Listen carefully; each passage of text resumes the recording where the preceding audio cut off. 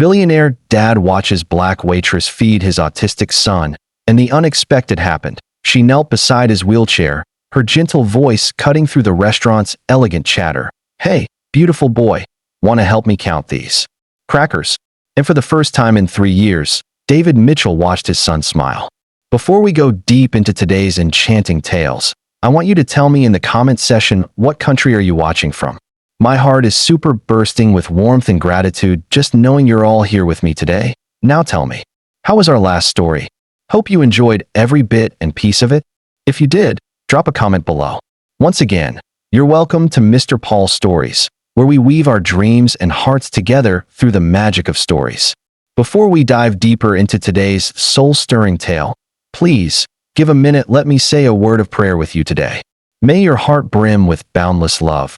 May your spirit sparkle with hope and wonder. And may a cascade of blessings wrap you in warmth and peace. I pray this story binds us closer, lifts our souls, and fills us with the beauty of shared moments. Amen. Now, my precious friends, let's get cozy, let our cares meld away, and step hand in heart into this enchanting new story together. Now, let's begin. The corner table at Le Bernardin had been David Mitchell's sanctuary for the past hour, though sanctuary felt too generous a word. More like a beautiful prison where he sat across from his 8-year-old son, watching Timothy rock back and forth in his specialized chair, humming a melody only he could hear. David adjusted his Hermes tie for the third time, the silk suddenly feeling like a noose.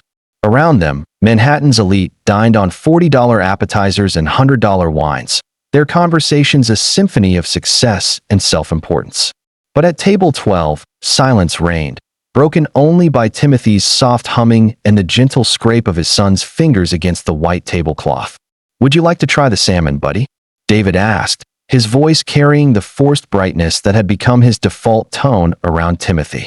His son's deep brown eyes, so much like his late mother's, remained fixed on the intricate pattern he was tracing with his index finger. David's phone buzzed. Another text from his assistant about the Shanghai deal. $2 billion hanging in the balance. And here he sat, unable to get his own son to acknowledge his presence. The irony wasn't lost on him. He could command boardrooms filled with Harvard MBAs, but he couldn't reach the one person who mattered most. 3 tables away, a woman laughed, bright and genuine, and David felt something twist in his chest. When was the last time he'd heard laughter like that? When was the last time Timothy had laughed at all? What's the hardest part about connecting? With someone you love? Share your thoughts below. Sometimes the people closest to us feel the most distant. Meanwhile, in the restaurant's bustling kitchen, Aisha Johnson tied her apron with practiced efficiency, her movements quick and purposeful. At 28, she'd perfected the art of invisible service, smile bright, presence unassuming, anticipation of needs before they were voiced. But beneath the professional veneer, her mind raced with the familiar arithmetic of survival. Rent due in 5 days, Marcus's school supplies needed, grandmother's medication running low. Table 12 needs attention, called James, the maitre d', his tone carrying the subtle urgency reserved for their most valued patrons. Mitchell party. Handle with care. He's worth more than this entire block. Aisha nodded, smoothing her uniform. She'd served billionaires before, knew the routine. Invisible efficiency. No eye contact unless necessary. Don't make them uncomfortable with your existence. She gathered the wine list and approached the corner table, her practiced smile in place. But as she drew closer, her smile faltered. The man sat rigid in his expensive suit, tension radiating from every line of his body. Across from him, a beautiful boy sat in a specialized wheelchair, his fingers moving in hypnotic patterns across the tablecloth, lost in his own world. The scene hit her like a physical blow, not because of the luxury or the obvious wealth, but because of the loneliness. It hung over the table like fog, thick and suffocating. She'd seen it before, in her own mirror, on nights when Marcus asked, why his daddy never came home, when she sat alone counting bills and wondering if love was enough. "Good evening," she said softly, her voice instinctively gentler than her usual professional tone. "I'm Aisha, and I'll be taking care of you tonight." The man looked up, and she saw something flicker in his eyes, surprise, maybe, at being truly seen. But it was the boy who held her attention. Timothy, she heard his father whisper, as if testing the name. The child's humming had stopped, and though he didn't look at her, she sensed his awareness of her presence. What's good here? David asked, though his attention seemed split between her and his son, as if he were studying some equation he couldn't solve. Everything, Aisha replied, but her eyes had drifted to Timothy again. Something about his stillness, his careful finger movements, reminded her of her nephew Jordan back in Detroit.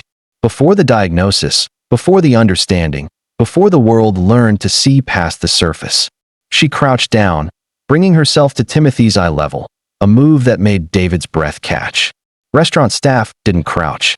They stood at attention, took orders, disappeared. "Hey there, beautiful boy," she said, her voice barely above a whisper. "I like your humming. It sounds like music." For a moment, the entire restaurant seemed to hold its breath. Timothy's fingers stilled on the tablecloth. His humming stopped. And then, like sunrise breaking through storm clouds, he looked up. He looked at her. David's wine glass trembled in his hand as he watched his son, his unreachable, beautiful boy, meet this stranger's eyes and smile. The moment stretched between them like a bridge neither had expected to cross. Timothy's smile, the first genuine one David had witnessed in months, transformed his entire face. Gone was the distant, unreachable child, replaced by a boy whose eyes sparkled with sudden recognition of kindness. "You have music in your fingers too," Timothy said, his voice soft but clear, pointing to Aisha's hands. "They make quiet songs when you move them." Aisha's breath caught. She looked down at her hands, then back at this extraordinary child who saw melodies where others saw only service. "You're right," she whispered. "I never noticed that before." David felt his world tilt. Timothy hadn't spoken to a stranger in over a year. Hell, he barely spoke to David anymore. Yet here he was, having a conversation, an actual conversation, with their waitress. "How did you know?" David asked, his voice hoarse with emotion he hadn't expected. "How did you know to do that?" Aisha rose gracefully, her eyes never leaving Timothy's face. Sometimes the quiet ones have the most to say. They just need someone to listen to their language. She turned to David, and he saw something in her expression that made his chest tighten. Not pity, not the careful politeness he'd grown accustomed to from service staff, but understanding. As if she'd stood where he was standing, felt the helplessness he carried like a stone in his chest. "My nephew," she said simply. "He sees the world differently too. Beautiful and brilliant, just like this one." Timothy's hand reached out, something he never did with strangers, and touched Aisha's wrist. "Your bracelet makes tiny bell sounds," he said, his voice filled with wonder. "Like wind chimes in a gentle storm." The bracelet was nothing special. A simple silver chain with small charms that Aisha had bought for herself last Christmas with tip money. But Timothy's fascination with it seemed to unlock something in him. He began to hum again, but this time it wasn't the isolated melody David had grown accustomed to. This was purposeful, as if he were composing a song about silver bells and gentle storms. "Timothy," David said softly, testing whether his son would respond to him the way he'd responded to Aisha. "Can you tell me about the music?" But Timothy's attention had already shifted back to his internal world, though he kept one finger resting against Aisha's bracelet. The connection remained, fragile but real. "He's not ignoring you," Aisha said, settling into the chair beside Timothy with an ease that made David's formal posture seem almost cruel. "He's processing. Big emotions take time to sort through." David stared at her. "How do you know that?" "Because I've been there. Different circumstances, same feeling." She looked at Timothy, who was now moving his fingers in rhythm with her bracelet's gentle chiming. "Sometimes love gets lost in translation. Doesn't mean it's not there." The words hit David like a physical blow. Love lost in translation. How many nights had he stood in Timothy's doorway, wanting to connect, but not knowing how? How many times had he hired specialists, bought the most expensive therapies, provided everything except the one thing his son needed most? A father who could meet him where he was, not where David thought he should be. "I don't know how to do this," David admitted, the words escaping before he could. "Stop them. I'm failing him." Aisha's expression softened. "You're here. That's not failing. I'm here, but I'm not reaching him." "Maybe," she said gently, "you're trying too hard to pull him into your world instead of stepping into his." Timothy looked up suddenly, his eyes bright with excitement. The music stopped, he announced, though the restaurant's ambient noise continued around them. But the feeling music is still playing. David frowned, confused, but Aisha nodded as if this made perfect sense. Feeling music is the best kind, she said. It's the song that happens when people care about each other. Yes. Timothy's voice carried a joy David hadn't heard in years. Daddy has feeling music, but it's stuck. Like a song with no words. The observation was so accurate, so devastating in its simplicity, that David felt tears prick his eyes. His son saw everything. The love, the frustration, the desperate attempts to connect. Timothy understood it all, had been waiting for someone who could help David find the words to his wordless song. Can you help unstick it? Timothy asked Aisha, his question carrying the weight of 3 years of silence between father and son. Aisha looked at David, and in that moment, he saw his own desperation reflected in her eyes. But there was something else. Hope, maybe. Or recognition. As if she'd been waiting for this question her entire life. I don't know, she said honestly. But maybe we can figure it out together. Timothy clapped his hands once, a gesture of pure delight. Yes, a music puzzle. Daddy, we're going to solve your feeling music. David's carefully constructed world, the one built on control and predictability and the illusion that money could solve everything, cracked open like an egg. His son was offering to help him, to solve the puzzle of their broken connection, and he was doing it with the help of a woman David had initially seen as merely part of the restaurant's service. I'd like that, David said, his voice thick with emotion. I'd like that very much. But even as he spoke, he felt the familiar panic rising. This was too much, too fast. He was David Mitchell, worth $2.3 billion, a man who controlled multinational corporations. He didn't have his emotional breakthroughs assisted by waitresses, no matter how intuitive they were. Yet as he watched Timothy's face light up with purpose, watched Aisha's gentle patience with his son, David realized that all his money, all his power, all his control meant nothing if he couldn't reach the one person who mattered most. The feeling music Timothy had identified, that stuck song with no words, began to play a little louder, a little clearer, and for the first time in 3 years, David Mitchell thought he might actually learn to sing along. The elevator doors closed with a soft whisper, trapping David in 30 floors of ascending silence. His reflection stared back from the polished steel, disheveled hair, loosened tie, eyes that couldn't quite meet their own gaze. In his arms, Timothy dozed fitfully, exhausted from the evening's unexpected breakthrough. It didn't mean anything. David told himself as the numbers climbed. She was just doing her job, being kind to a disabled child. That's what good people do. But even as he constructed the logical barriers, his mind betrayed him, replaying the moment when Aisha had somehow coaxed Timothy to eat. Not just eat, to engage, to laugh, to be present. In a way David hadn't seen in months. The memory felt too large for his chest, pressing against his ribs like a caged bird. His penthouse door opened with a soft beep, revealing the pristine expanse of his life. Floor-to-ceiling windows showcased Manhattan's glittering skyline, but tonight the view felt like a barrier between him and the world below. He carried Timothy to his bedroom, tucking him into the custom-made bed designed by specialists who understood his son's needs better than he did. Daddy. Timothy's voice was soft, drowsy. David's heart clenched. Timothy rarely initiated conversation. Yes, buddy. The music lady. Will she come back? The music lady. David closed his eyes, remembering how Aisha had hummed along with Timothy's melody, how she'd somehow known exactly what he needed. I don't know, Tim. She works at the restaurant. I liked her songs. Timothy's eyes were already closing, but his small hand reached for David's. She heard my music. David sat in the darkness long after Timothy's breathing evened out, those 4 words echoing in his mind. She heard my music. When was the last time he'd truly heard his son's music?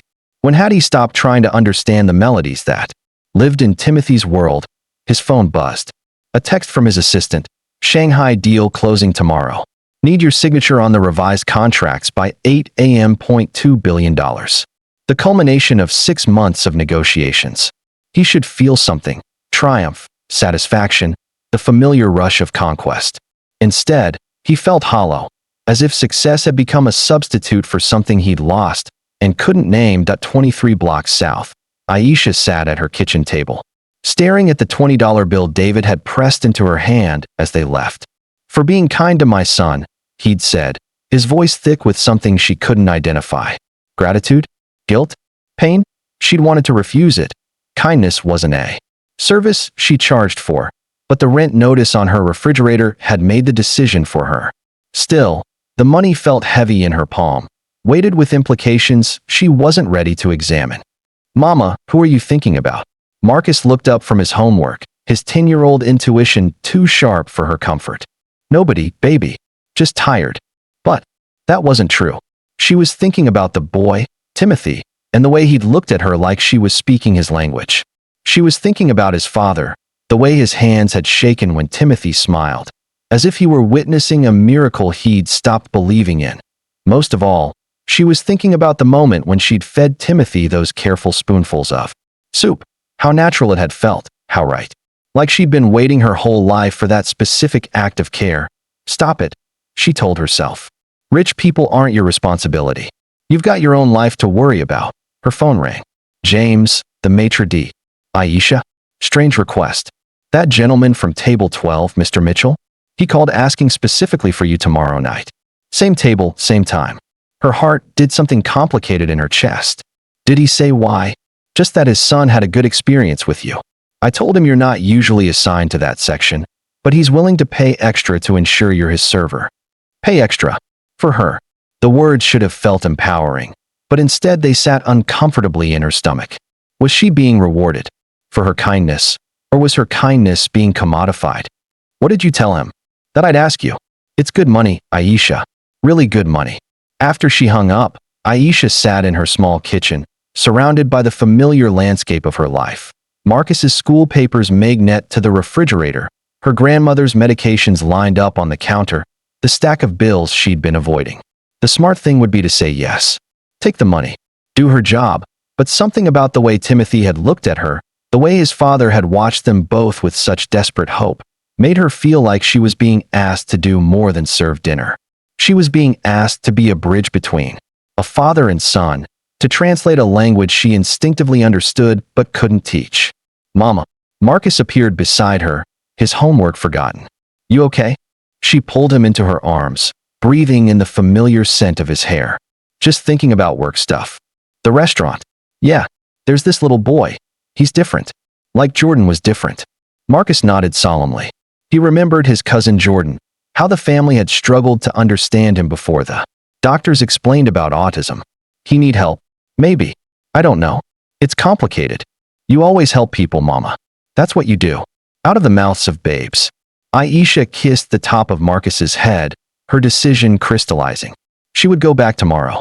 Not for the money, though God knew she needed it, but because somewhere in the city, a little boy was humming melodies that only she seemed to hear, and his father was drowning in the silence between them. But she would go back on her terms. She wouldn't be bought. She wouldn't be a commodity. She would simply be herself, the woman who saw music in a child's movements and recognized the ache of a parent's love. Even if it scared her how much she was already beginning to care. The hospital waiting room felt like purgatory wrapped in fluorescent lighting and the smell of disinfectant.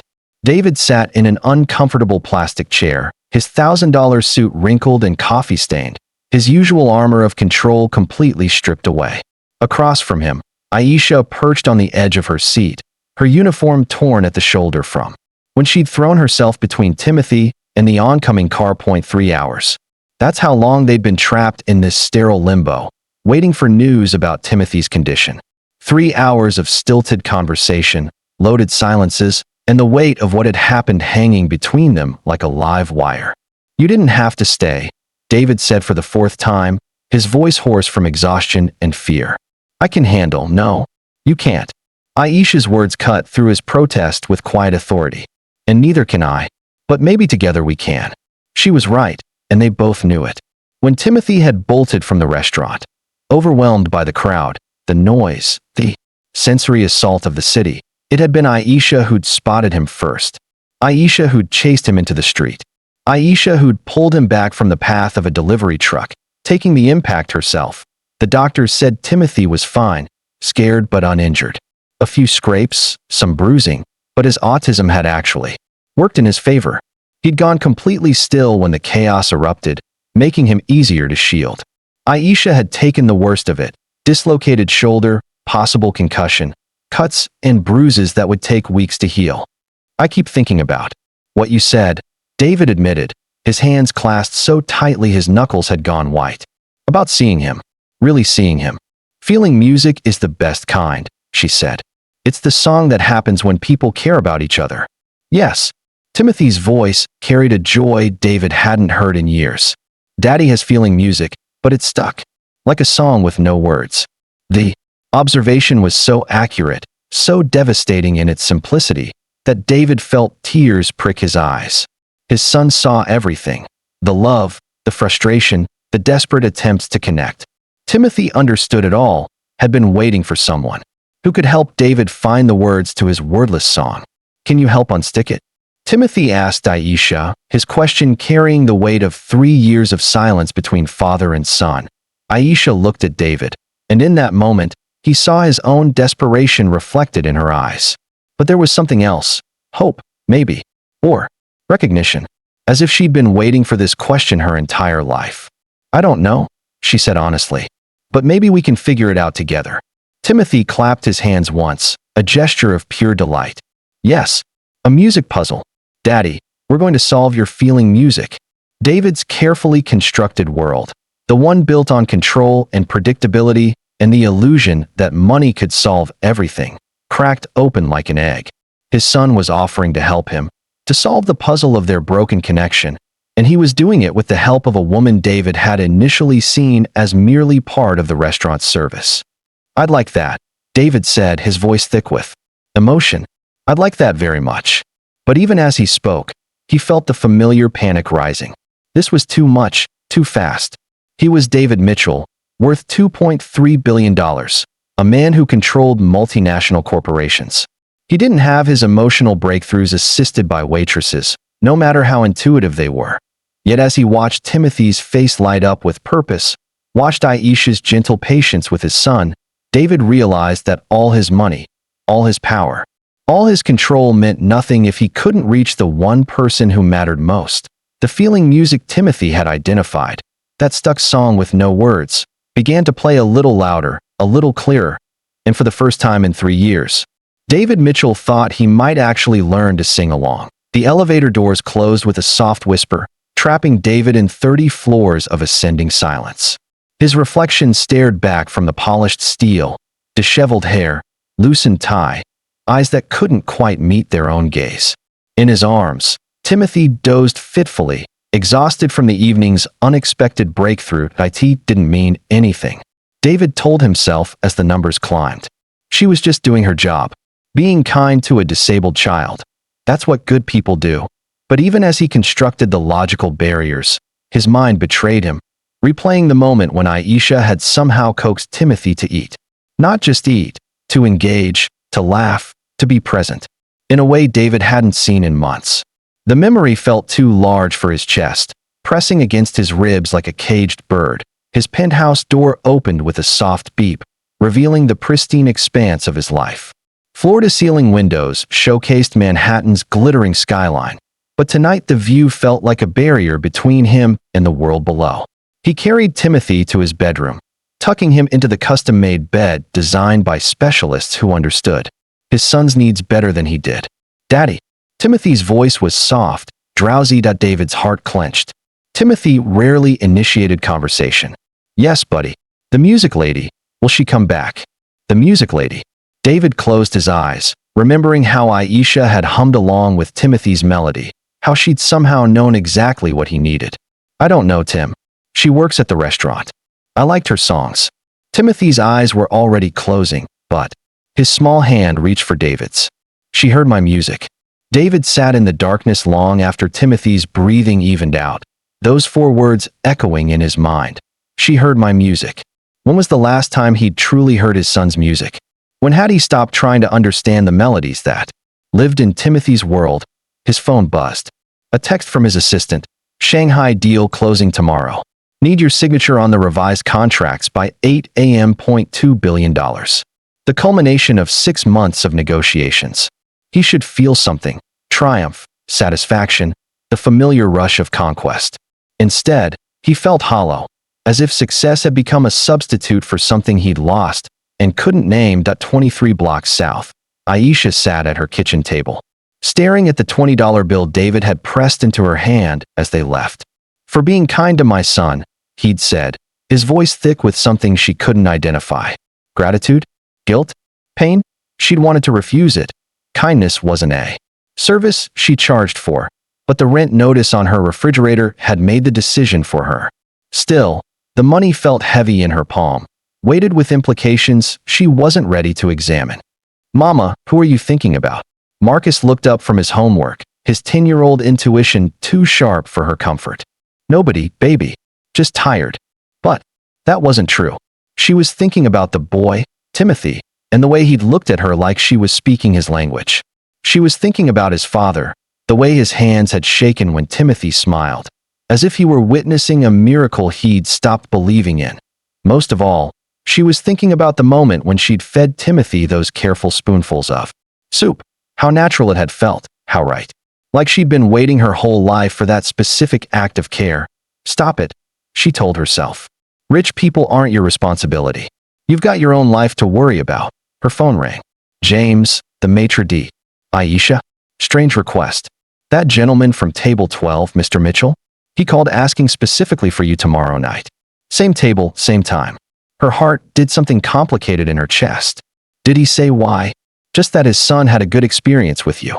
I told him you're not usually assigned to that section, but he's willing to pay extra to ensure you're his server." Pay extra.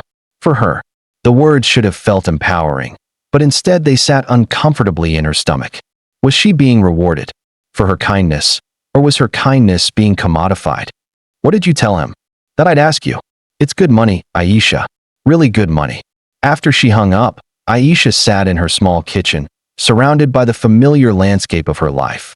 Marcus's school papers magnet to the refrigerator, her grandmother's medications lined up on the counter, the stack of bills she'd been avoiding. The smart thing would be to say yes. Take the money. Do her job. But something about the way Timothy had looked at her, the way his father had watched them both with such desperate hope, made her feel like she was being asked to do more than serve dinner. She was being asked to be a bridge between a father and son, to translate a language she instinctively understood but couldn't teach. "Mama." Marcus appeared beside her, his homework forgotten. "You okay?" She pulled him into her arms, breathing in the familiar scent of his hair. "Just thinking about work stuff." "The restaurant?" "Yeah, there's this little boy. He's different. Like Jordan was different." Marcus nodded solemnly. He remembered his cousin Jordan, how the family had struggled to understand him before the doctors explained about autism. "He need help? Maybe. I don't know. It's complicated. You always help people, Mama. That's what you do." Out of the mouths of babes. Aisha kissed the top of Marcus's head, her decision crystallizing. She would go back tomorrow. Not for the money, though God knew she needed it, but because somewhere in the city, a little boy was humming melodies that only she seemed to hear, and his father was drowning in the silence between them. But she would go back on her terms. She wouldn't be bought. She wouldn't be a commodity. She would simply be herself, the woman who saw music in a child's movements and recognized the ache of a parent's love. Even if it scared her how much she was already beginning to care. The hospital waiting room felt like purgatory wrapped in fluorescent lighting and the smell of disinfectant. David sat in an uncomfortable plastic chair, his $1,000 suit wrinkled and coffee-stained, his usual armor of control completely stripped away. Across from him, Aisha perched on the edge of her seat, her uniform torn at the shoulder from when she'd thrown herself between Timothy and the oncoming car. 3 hours. That's how long they'd been trapped in this sterile limbo, waiting for news about Timothy's condition. 3 hours of stilted conversation, loaded silences, and the weight of what had happened hanging between them like a live wire. "You didn't have to stay," David said for the 4th time, his voice hoarse from exhaustion and fear. "I can handle." "No, you can't." Aisha's words cut through his protest with quiet authority. "And neither can I. But maybe together we can." She was right, and they both knew it. When Timothy had bolted from the restaurant, overwhelmed by the crowd, the noise, the sensory assault of the city, It had been Aisha who'd spotted him first. Aisha who'd chased him into the street. Aisha who'd pulled him back from the path of a delivery truck, taking the impact herself. The doctors said Timothy was fine, scared but uninjured. A few scrapes, some bruising, but his autism had actually worked in his favor. He'd gone completely still when the chaos erupted, making him easier to shield. Aisha had taken the worst of it: dislocated shoulder, possible concussion, cuts and bruises that would take weeks to heal. I keep thinking about what you said, David admitted, his hands clasped so tightly his knuckles had gone white. About seeing him. Really seeing him. Earlier, while the doctors examined Timothy, Aisha had turned to David with tears in her eyes and said something that had shattered him. He's not broken, Mr. Mitchell. He's just speaking a language you haven't learned yet. Now, in the harsh hospital lighting, David studied this woman who'd literally thrown herself in front of a truck for his son. Her hair had come loose from its ponytail, revealing gray strands she usually kept hidden. Her makeup was smudged, her uniform stained with Timothy's chocolate milk from their interrupted meal. She looked exhausted, vulnerable, and somehow more beautiful than any woman he'd ever seen. Why? He asked suddenly. Why did you do it? Aisha was quiet for a long moment, her fingers worrying the torn fabric of her sleeve. You want the pretty answer or the true one? The true one. Because I saw myself in that moment. When I was 12, my little brother ran into traffic chasing a ball. I was supposed to be watching him, but I was too busy feeling sorry for myself because Mama had to work another double shift. She looked up at him, her eyes bright with unshed tears. I didn't save him in time. The words hung between them like a confession. David felt something crack open in his chest. Not just sympathy, but recognition. The weight of failing someone you love. The guilt that follows you like a shadow. I'm sorry, he said, and meant it. Deshawn lived, she continued. Broken leg. Some bruises. But I never forgot that feeling of being too slow, too late, too focused on my own problems to see the danger coming. She gestured toward the treatment room where Timothy was being monitored. I wasn't going to be too late again. A nurse approached, her expression professionally neutral. Mr. Mitchell? Timothy is asking for both of you. He's asking for the music lady and the sad man. David felt his eyebrows rise. The sad man. That's what he calls you, Aisha said gently. I heard him whispering it while we were waiting for the ambulance. He sees more than you think. They followed the nurse down a corridor that smelled of antiseptic and quiet desperation. In the treatment room, Timothy sat on the edge of an examination table, his legs swinging in a rhythm only he could hear. When he saw them, his face lit up with a smile that made David's heart skip. Music lady. Timothy's voice was clear and bright, more animated than David had heard him in months. You're hurt because of me. No, sweetie, Aisha said, moving to his side with careful movements. I'm hurt because sometimes we have to protect the people we care about. And I care about you. Why? The question was so simple, so direct, that it caught both adults off guard. David held his breath, waiting for Aisha's answer. Because you're worth protecting, she said simply. Because you see the world in colors the rest of us miss. Because your music, she touched her chest, over her heart, lives in here now. Timothy considered this with the serious contemplation of a child who processes the world differently. Then he looked at his father, his dark eyes searching. Daddy's sad because he doesn't know my music yet. David felt his throat close up. Out of the mouths of babes. I want to learn, buddy. I want to learn your music. Aisha can teach you. Timothy said matter-of-factly. She knows music. She knows sadness. She knows how to make sadness into music. The three of them sat in the small room, surrounded by medical equipment and the weight of what had happened. Outside, New York City hummed with its usual chaos, but inside this sterile space, something fragile and precious was taking shape. The insurance will cover everything, David said suddenly, his businessman's instincts kicking in. Your medical bills, time off work, everything. I don't want your money, Aisha replied, her voice sharp with something that might have been pride. Or pain. Then what do you want? She looked at Timothy, who was humming softly to himself, then back at David. I want him to be happy.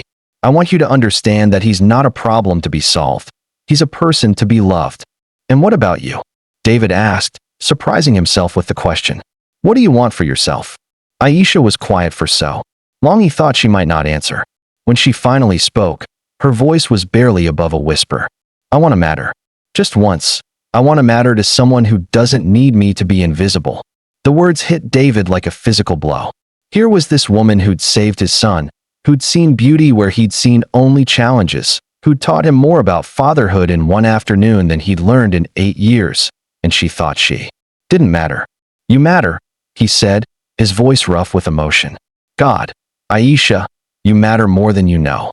Timothy stopped humming and looked between them, his young face serious. Are you going to be friends now? Real friends? Neither adult answered immediately.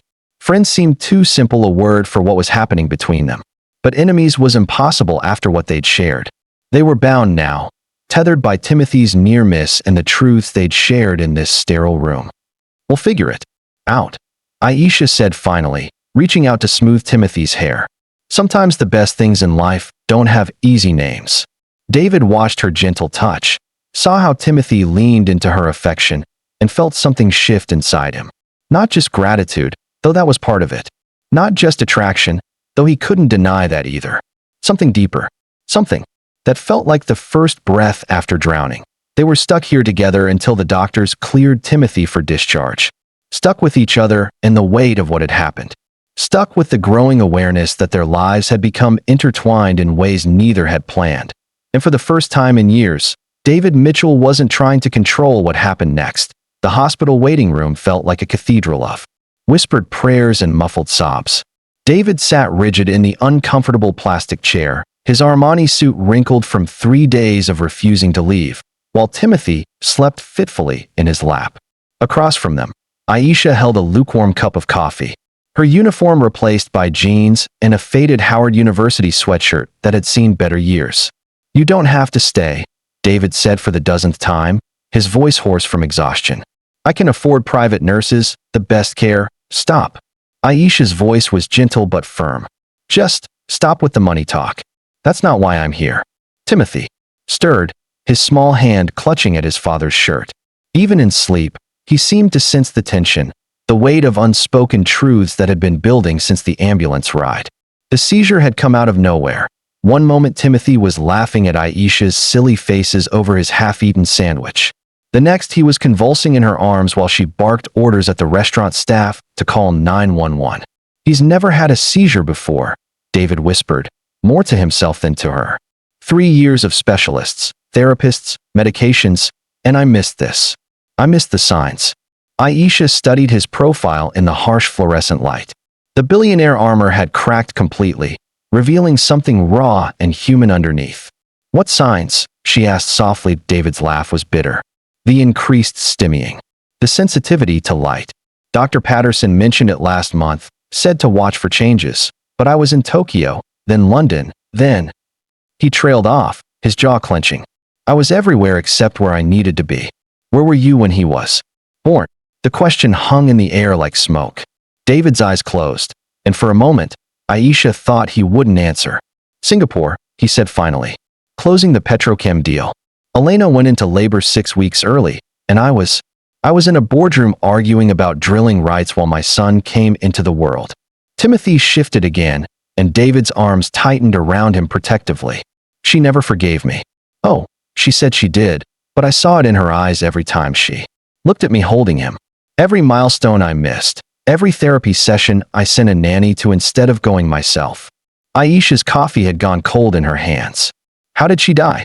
Car accident. 2 years ago. David's voice was barely a whisper. She was driving home from Timothy's speech therapy appointment. The one I was supposed to take him to, but I had an emergency board meeting. Always an emergency. Always something more important than.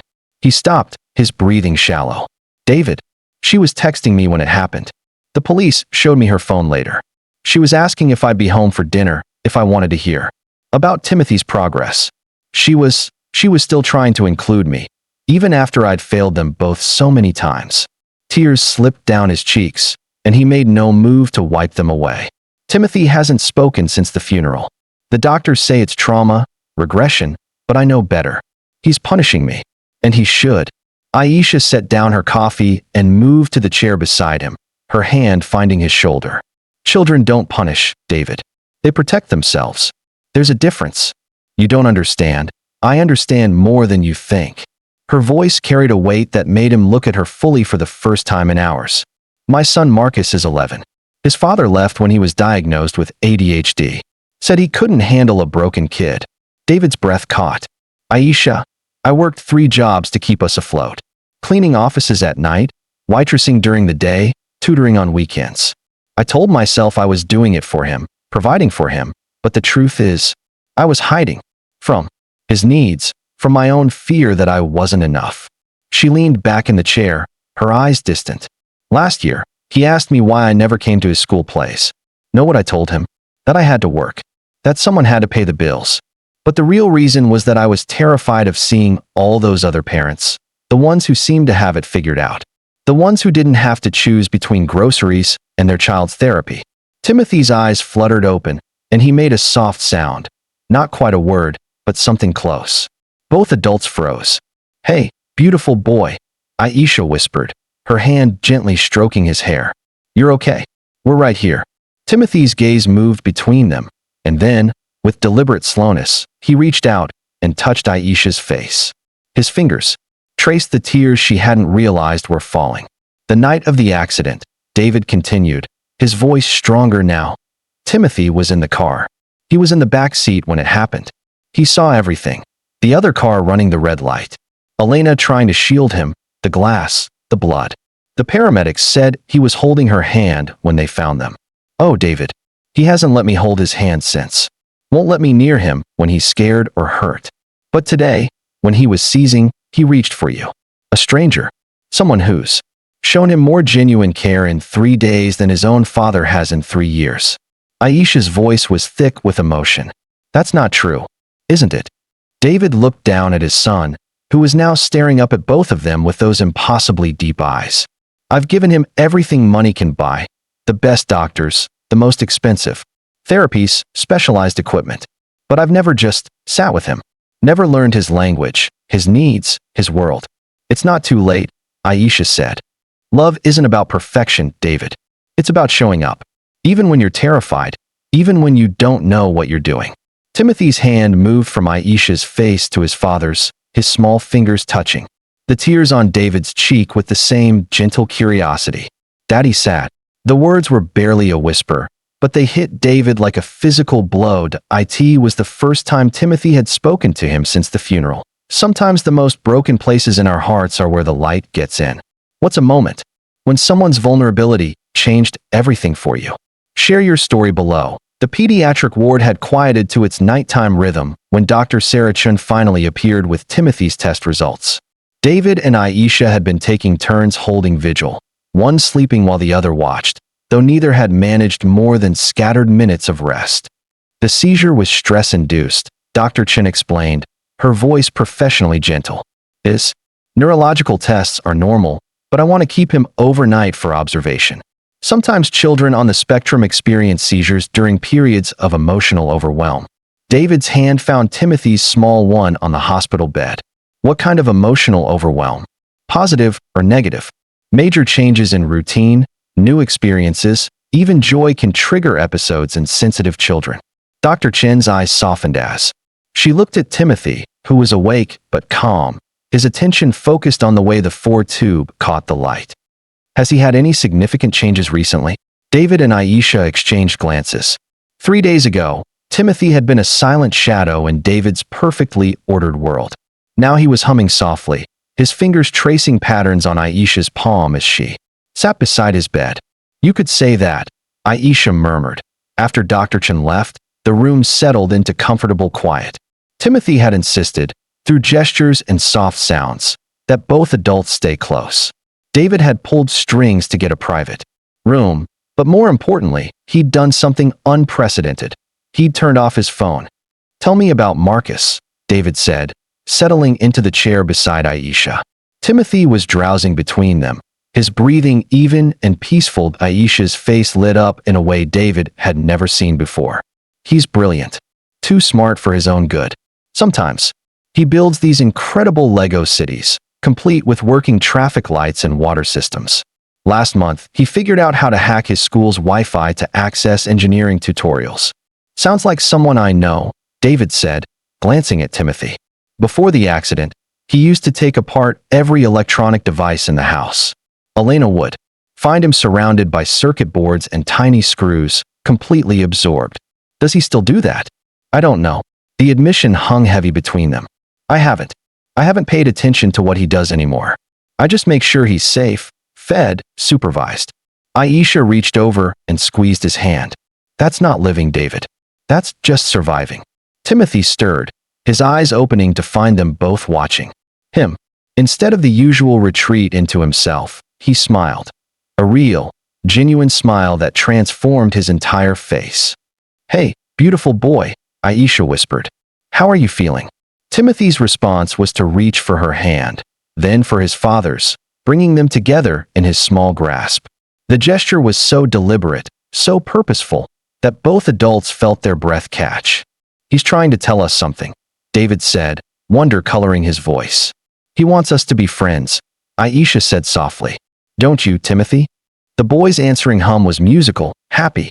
He held their hands together for a long moment, then began tracing patterns on their joined fingers, the same hypnotic movements he'd been making since David could remember, but now David recognized them for what they were. Timothy's way of creating order, of making sense of his world. I used to think his stimmying was something to fix, David admitted. Every therapist had a different approach, redirect, replace, eliminate. But you let him be himself. My nephew Jordan does the same thing. Rocks, flaps his hands, makes sounds. His mama spent years trying to make him normal until she realized he wasn't broken. He was just speaking a different language. Timothy released their hands and reached for the small tablet David had brought. Instead of his usual educational apps, he pulled up a photo album, something David hadn't seen him do in months. Look, Aisha breathed. The screen showed a photo of Elena, radiant and laughing, with a much younger Timothy on her lap. Both were covered in flour, clearly in the middle of baking something. Elena's eyes sparkled with joy, and Timothy was looking directly at the camera, his smile bright and unguarded. She taught him to bake, David said, his voice thick with memory. Every Sunday, they'd make something together. Cookies, bread, cakes. The kitchen would be a disaster, but the house would smell like. He stopped, overwhelmed. Like home. Aisha finished. Timothy swiped to the next photo. Elena and Timothy at the zoo, both mimicking the monkeys. Then another. Timothy helping Elena plant flowers in their garden, dirt streaking both their faces. Photo after photo of pure, uncomplicated joy. He's showing us how to love him, Aisha said softly. Through play, through patience, through just being present. David studied the photos with new eyes. In every single one, Elena was on Timothy's level, literally and figuratively. She was engaged with his world, not trying to pull him into hers. I've been doing everything wrong, he whispered. No, Aisha said firmly. You've been doing everything afraid. There's a difference. Timothy looked up at them, then back at the tablet. With deliberate movements, he opened the camera app and pointed it at them. The message was clear. He wanted to capture this moment, this feeling. You want to take a picture? David asked. Timothy nodded, his excitement palpable. He positioned the tablet carefully, making sure all three of them were in frame. David found himself moving closer to Aisha, their shoulders touching. Timothy's face scrunched in concentration as he tried to frame the shot. Wait, Aisha said. She reached over and smoothed Timothy's hair, then did the same to David's, her touch gentle and natural. There. Now we're ready. The camera clicked. Capturing a moment that would have been impossible a week ago, David relaxed and genuinely happy, Aisha glowing with quiet joy, and Timothy between them, his face bright with accomplishment. Family, Timothy said clearly, the word emerging like a gift that it was the second word he'd spoken to David in 2 years, and the first time he'd ever included his father in that sacred category. David's vision blurred with tears, but for the first time in months, they were tears of hope rather than grief. Yes, he whispered, his voice breaking. Family. What's the most unexpected family you've ever found? Sometimes the people who matter most come into our lives when we least expect them. Share your story below. The morning light streaming through David's penthouse windows should have felt like hope. Instead, It illuminated the wreckage of everything that had been building between them over the past 2 weeks since Timothy's hospital stay. Aisha stood in the marble foyer, her uniform crisp and professional, a stark contrast to the woman who had held Timothy through his nightmares, who had taught David the subtle signs of his son's overstimulation, who had somehow breathed life back into their broken family. Now, she looked like a stranger again, her walls rebuilt higher than ever. "The car is waiting downstairs," David said, his voice carefully neutral. "It'll take you wherever you need to go." Timothy sat cross-legged on the Persian rug, lining up his toy cars with methodical precision. But his movements were agitated, his humming higher-pitched than usual. Children always knew when the adults were lying about everything being fine. "This is for the best," Aisha said, though her voice cracked slightly on the words. "We both know it." David's jaw tightened. "Do we?" "Because 24 hours ago, you were helping him with his speech exercises. You were making him laugh. I was forgetting my place." The words came out harsher than she intended, and she saw David flinch. "This was always temporary, David. I was never meant to be part of this world." "Whose world?" David's voice rose, and Timothy's humming stopped abruptly. Both adults froze. Then David continued more quietly. "Mine? Or his?" "Because Timothy has been more himself these past 2 weeks than he's been in 2 years." Aisha's hands shook as she picked up her purse. Inside was the envelope that had started it all, the one she'd found tucked under her apartment door this morning, her name written in David's precise handwriting.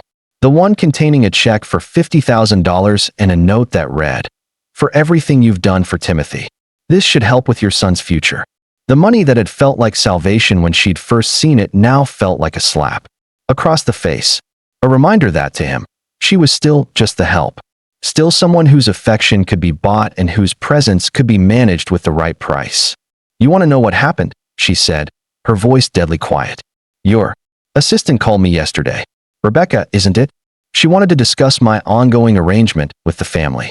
She mentioned salary negotiations, benefits packages, live-in accommodations." David's face went pale. "Aisha, I never." "She said you were planning to make me Timothy's full-time caregiver.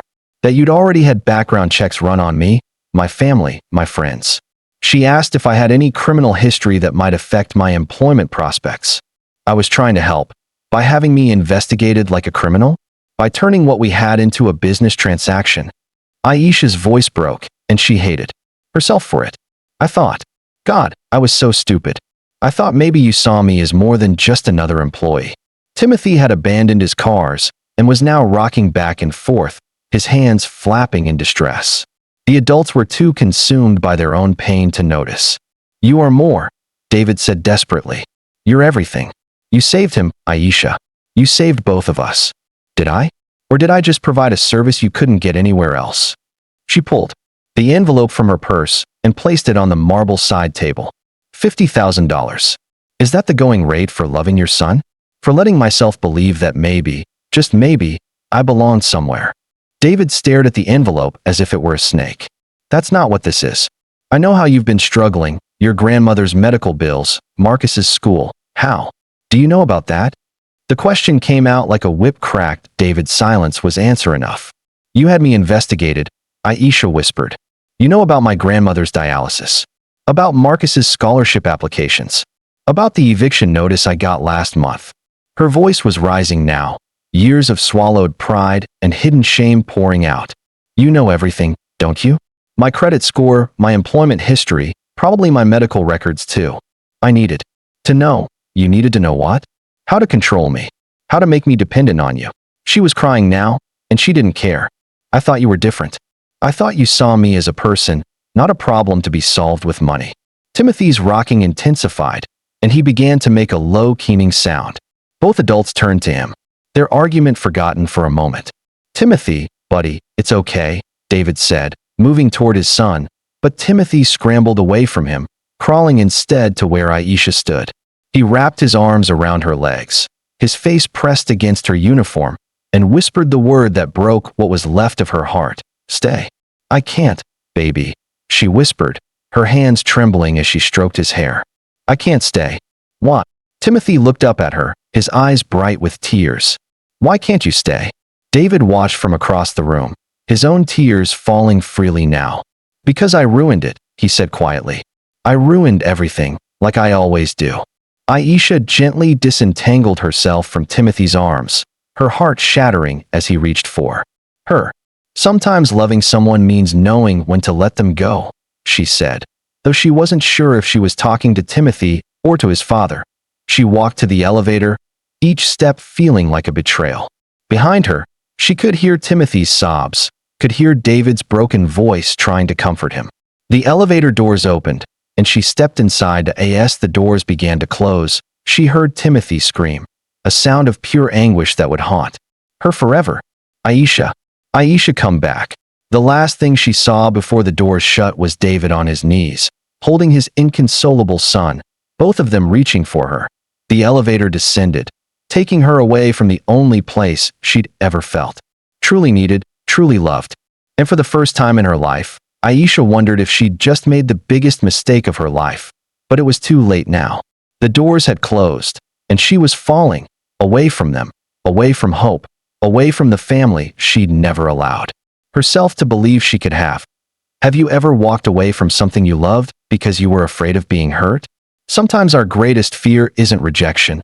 It's accepting that we might actually deserve love. What would you have done in Aisha's place? David stood in the marble foyer of his Upper East Side penthouse, staring at the phone in his trembling hand. The screen showed Aisha's number, the same number he'd called 17 times in the past 3 days, only to hang up before the first ring completed. Outside, Manhattan glittered in the pre-dawn darkness, a city that never slept but somehow felt emptier than it ever had. Timothy was finally asleep in his room, exhausted from another night of crying for Aisha Lady, the woman who had become his safe harbor, only to disappear from their lives like smoke. 3 days ago. The charity gala. The moment everything shattered.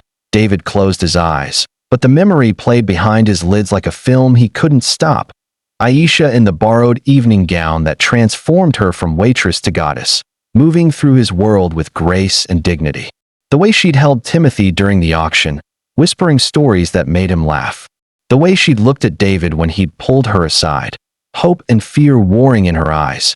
And then Miranda Ashworth's voice, cutting through the champagne-soaked air like a blade. "David, darling, how progressive of you to bring the help as your date. Though I suppose it's good publicity for your foundation." The silence that followed. The way Aisha's face had gone perfectly blank, every emotion locked away behind a mask of professional composure. The way she'd gently extracted herself from Timothy's embrace, kissed his forehead, and walked away without a word. David had chased after her, caught her by the elevator, tried to explain. But the damage was done. Not from Miranda's words. Those were just the poison. The real wound was deeper. The look in Aisha's eyes when she realized that to his world, she would always be the help. "I should have known," she'd said, her voice steady despite the tears. "I should have known that this was just charity. Another broken thing for you to fix.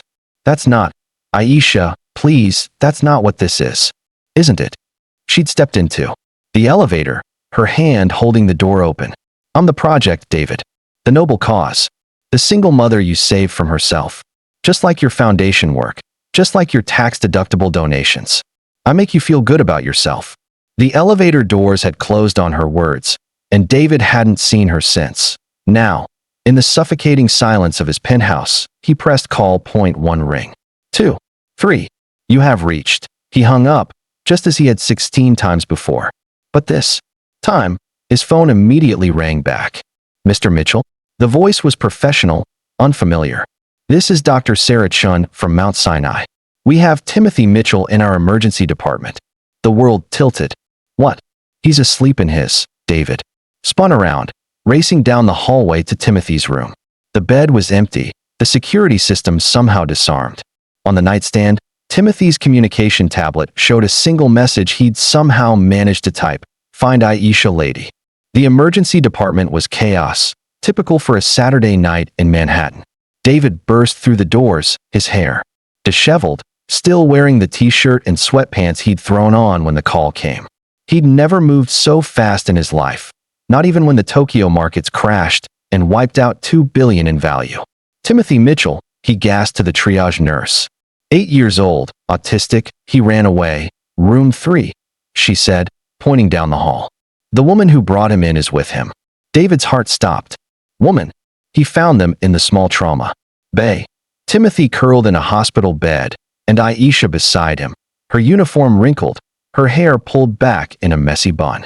She looked up when he entered, and the relief in her eyes was immediate and overwhelming.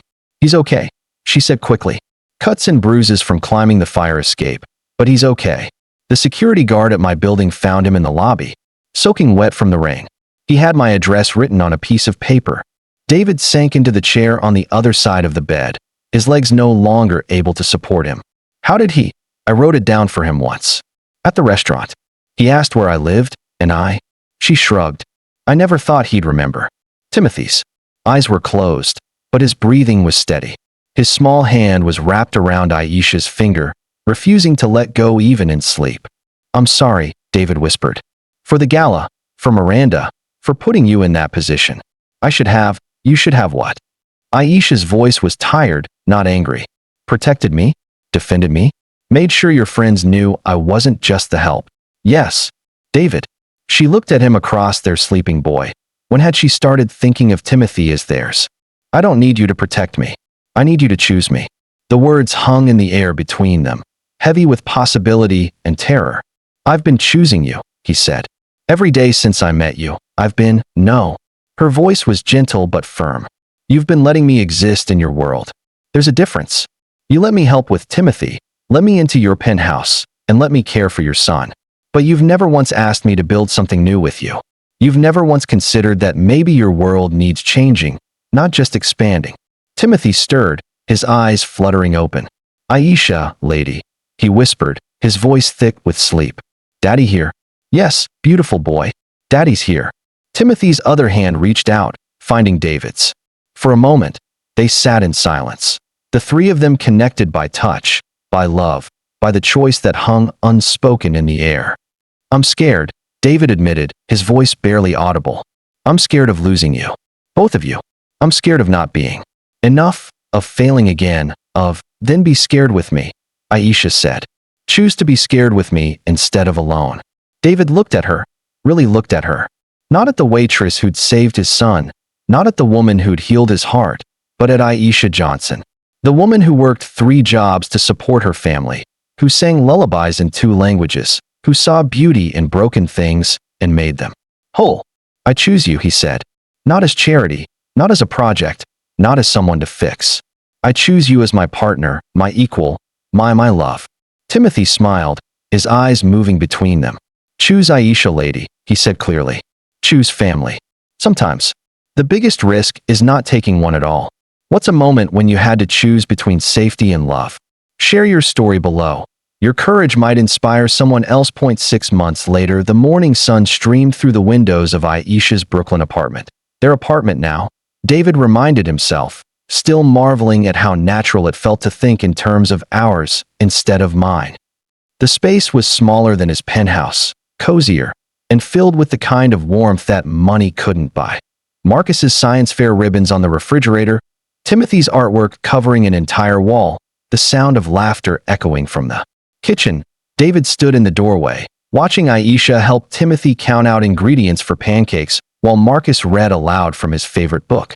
The scene was so perfectly ordinary, so beautifully mundane, that it took his breath away. Daddy, help! Timothy called out, his voice bright with excitement. The words still hit David like a gift every time he heard them.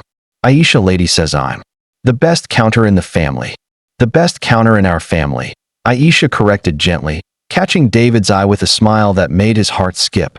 And Marcus is the best reader, and your daddy is the best pancake flipper. What are you the best at? Marcus asked, looking up from his book. At 11, he'd grown protective of their unconventional family unit, initially suspicious of the rich man who'd entered their lives, but now fiercely loyal. I'm the best at finding people who make everything better, Aisha said, ruffling his hair. Like you, and Timothy, and your daddy David. The casual way she said it, your daddy David, made something warm unfurl in David's chest. They'd had long conversations about titles, about family structures, about what it meant to blend their worlds. Marcus had been the one to solve it, declaring one evening that he had two daddies now, his biological father, who sent birthday cards twice a year, and David, who helped with homework and showed up to every soccer game. "Morning, beautiful people," David said, entering the kitchen and dropping a kiss on Timothy's head, then Aisha's cheek. The domestic ritual still felt miraculous. "We're making pancakes for the celebration," Timothy announced, his words clearer. Now, after months of speech therapy sessions that David never missed, even when it meant disappointing clients in Hong Kong. "What celebration?" David asked, though he knew. How could he forget? It was exactly 6 months to the day since Timothy had run away in the rain, since the moment in the hospital when everything changed. "The day we became a family," Marcus said, matter-of-factly. "Aisha says we should celebrate the important days." David's throat tightened. "She's right. We should." He pulled out his phone, scrolling to the video he'd been saving for this moment. "I have something to show you all." The screen lit up with a familiar scene, the dining room of Lou Bernardine, empty except for their old corner table. But now it was transformed, covered in drawings Timothy had made, photos of their blended family, Marcus's honor roll certificates, and in the center, a small velvet box. "I asked the restaurant to let me recreate our first meeting," David said, his voice thick with emotion. "Because that's where everything started." "Where you?" He looked at Aisha, knelt down beside a scared little boy, and showed him that love doesn't care about money or status or what the world thinks. It just cares about showing up. Timothy had stopped stirring the pancake batter, his attention completely focused on his father. Marcus had set down his book, and Aisha, beautiful, strong, incredible Aisha, had tears in her eyes. "I know we talked about this," David continued, getting down on one knee right there in the kitchen, pulling out the ring he'd been carrying for weeks. "I know we said we'd take it slow, make sure the boys were ready. But the truth is, I've been ready since the moment you said, 'Hey, beautiful boy,' to my son. I've been ready since you taught me that love isn't about control or perfection or fixing things. It's about choosing each other, every day, even when it's scary." "Daddy's proposing," Timothy squealed, clapping his hands. "Like in the movies." Marcus grinned. "About time. We've been waiting forever." Aisha laughed through her tears. "You've been waiting?" "I asked them first," David admitted. "Because this isn't just about you and me. It's about all of us." "Timothy, do you want to tell her what we practiced?" Timothy straightened up, his face serious with the importance of his role. "Aisha lady, will you be my mommy for real? Not just practice mommy, but forever mommy." "And Marcus," David continued, "do you want to ask your question?" Marcus stepped forward, suddenly shy. Will you adopt me too? So I can have your name and everything." The kitchen fell silent except for the sound of Aisha's soft crying. She looked around at her family. This impossible, beautiful, complicated family that had grown from a moment of simple kindness. "Yes," she whispered. "Yes to all of it. Yes, forever." David slipped the ring onto her finger, and suddenly the kitchen erupted in cheers and hugs, and the kind of chaos that comes from too much love in too small a space. Timothy hummed his happy song, while Marcus hooped like his team had won the World Series. "The pancakes are burning," Aisha laughed, but she made no move to save them. Instead, she pulled David close, her forehead against his. "I love you," she whispered. "I love all of you." "Even when we burn breakfast?" David asked, grinning. "Especially then." Later, as they sat around the table eating slightly crispy pancakes and planning their future, Timothy looked up from his plate. "Daddy." "Yes, buddy. Will you still be sad sometimes?" The question caught David off guard. "Probably, Tim. Sometimes people get sad. But do you know what makes the sad go away?" Timothy shook his head. "Family," David said simply. "Family makes everything better." Timothy nodded solemnly, then brightened. "Like pancakes." "Like pancakes," David agreed, catching Aisha's eye across the table.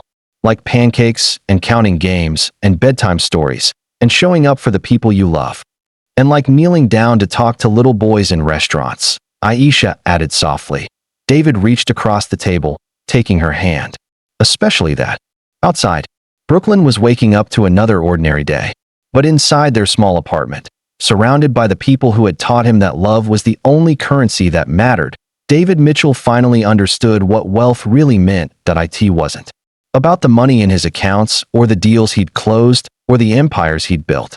It was about this: flour on the counter, laughter in the air, and the knowledge that he'd chosen love over fear, connection over control, and family over everything else. Love has a way of finding us when we least expect it and most need it. What's a moment when someone showed you kindness that changed everything? Share your story below. Your experience might be exactly what someone needs to hear today. My amazing, heartfelt family. I'm sitting here with a heart so full it could burst, thanking each of you who stayed with me to the very end of this beautiful journey. You're the soul of Mr. Paul Stories, riding every wave of emotion and adventure with me. What a treasure you are! Your warmth and presence light up my world like a starry night. May endless blessings pour over you for sharing this moment with. Mita, we got more amazing stories that will light up your soul. Click the next video to enjoy yourself. Keep glowing, my dearest friends. I'm beyond grateful for you.